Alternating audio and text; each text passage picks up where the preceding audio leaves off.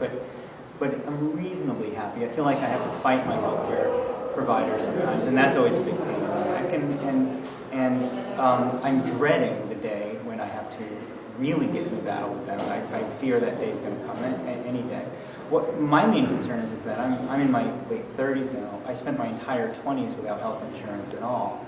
In fact, most people, I now teach college, and most people I know in their 20s are completely without health care whatsoever.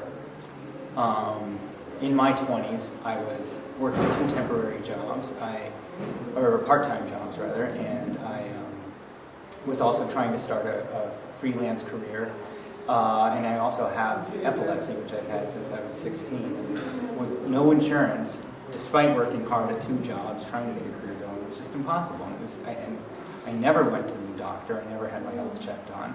I wound up in an ambulance once because of my epilepsy and got charged with a bill. Being unconscious, a day later getting a bill in the mail for being unconscious seems a bit strange. I think it's really horrible in this country that things like that can happen. And I was living in the northwest of America, in Seattle then, and I had friends from Canada who thought this whole scene was baffling.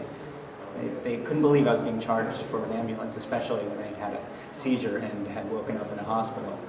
I think my bill for oxygen alone was over $100, and I couldn't afford that just for oxygen.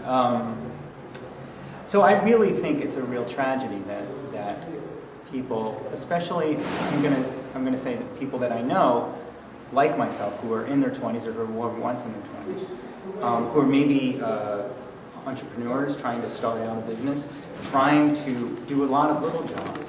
Often those people are just making enough to pay the rent, enough to pay for your food, and after that, trying to buy health insurance on the market right now is impossible. It's $300.